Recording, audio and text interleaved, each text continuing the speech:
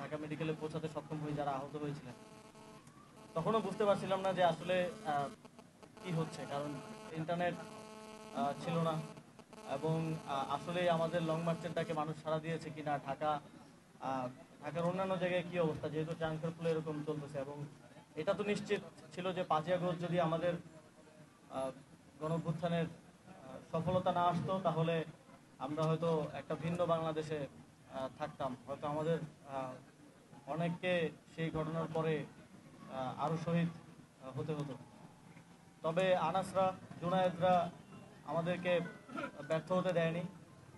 তাদের মতো আরও শত শত মানুষ সেদিন সফলতার জন্য, চূড়ান্ত সফলতার জন্য জীবন দিয়েছে, বন্দুকের গুলির সামনে দিয়ে এগিয়ে গিয়েছে এবং গণভবন দখলের মাধ্যমে এখান থেকে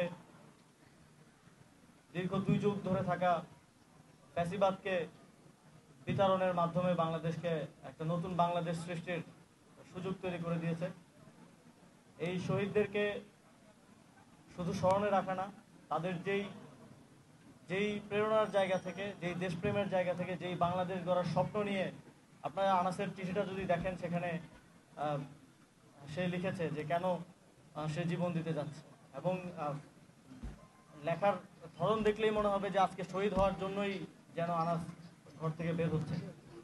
এই যে এই পরিমাণ দেশপ্রেম 14-15 বছর 16 বছরের একটা ছেলের মধ্যে, এই দেশপ্রেমটা একটা নতুন বাংলাদেশ গড়ার প্রত্যয় থেকে আসে। সেই বাংলাদেশ গড়ার জন্য শুধু দায়িত্বে আছি এই জন্য না, আমাদের এই জাতির একটা আজন্ম লড়াই করতে হবে এই বাংলাদেশ যেন আমরা গড়তে পারি। এবং এই প্রক্রিয়ায় যেন আমরা আমাদের শহীদদের প্রত্যয়ের কথা মাথায় রেখে, শহীদদের তারা ঠিক যেমন বাংলাদেশ চেয়েছিল এবং আগামীর বাংলাদেশে যেন আর কাউকে এভাবে জীবন দিতে না হয়, আর কেউ যেন ঠিক তাদের ট্যাক্সের টাকায় যেই বাহিনী আমাদের নিরাপত্তায় রয়েছে তাদের হাতে শহীদ হতে না হয়, সেজন্য বিচার নিশ্চিত করা থেকে শুরু করে কাঠামোগত সংস্কারের মাধ্যমে সেরকম একটি বাংলাদেশ গড়ার লড়াই আমাদেরকে চালিয়ে যেতে হবে। এবং এই লড়াইয়ে আনাস, জুনায়েদ, আবু সাইদ, মুগ্ধ, ওয়াসিম তাদেরকে স্মরণ করে যেন আমরা সবাই দেশবাসী একসাথে সফল হতে পারি, সেই প্রত্যাশা রেখে আমার বক্তব্য শেষ করছি। আসসালামু আলাইকুম।